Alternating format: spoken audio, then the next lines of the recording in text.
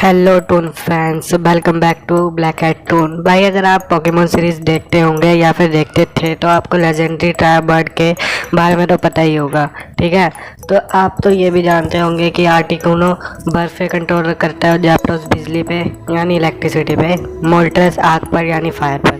तो आपको ये सब तो पता ही होगा, लेकिन आपको क्या ये सब पता है कि जो हम आज आपको बताने वाले हैं।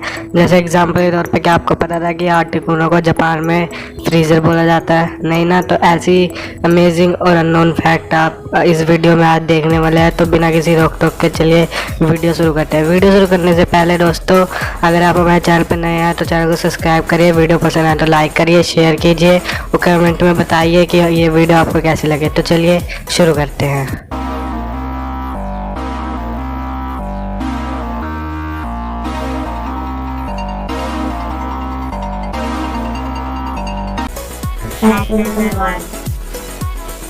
गाइस, आपको क्या पता है कि आर्टिकुनो को क्रिएट करने की इंस्पिरेशन कहाँ से ली गई है? तो इसकी इंस्पिरेशन पर्शिया और मिडिल ईस्ट के दो मिथिकल बर्ड, आप एक तरह से लेजेंडरी भी कह सकते हो या फिर रेयर भी कह सकते हो।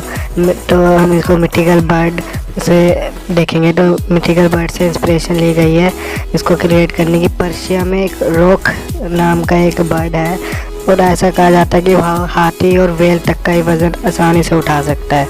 तो आप ये सोच सकते हो। और अगर आर्टिकुनो को आपने देखा हो तो लेजेंडरी पोकेमोन है पहली बात तो, इसलिए वो भी अपना वज़न से ज़्यादा वज़न उठा सकता है, वो भी आराम से।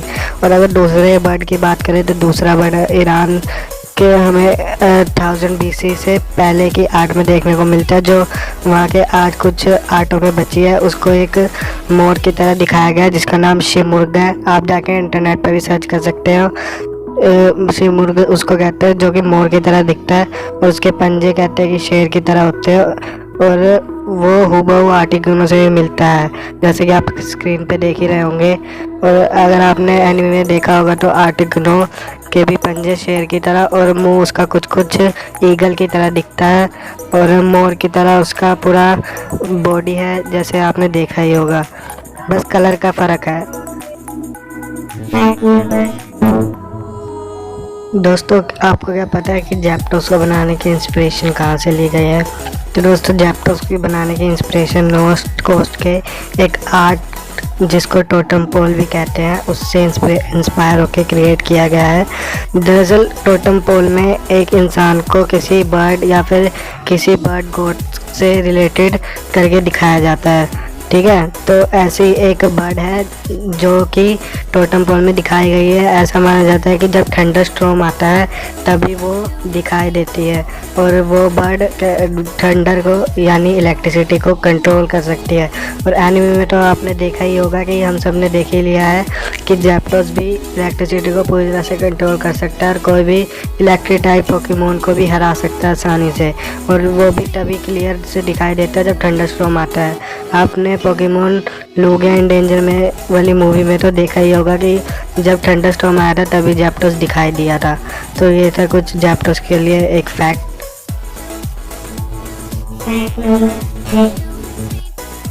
क्या आपको पता है कि लेजेंडरी ट्राई बर्ड के मोल्ट्रेस को एक इजिप्शियन मिथिकल बर्ड फिनिक्स से इंस्पायर होकर क्रिएट किया गया था?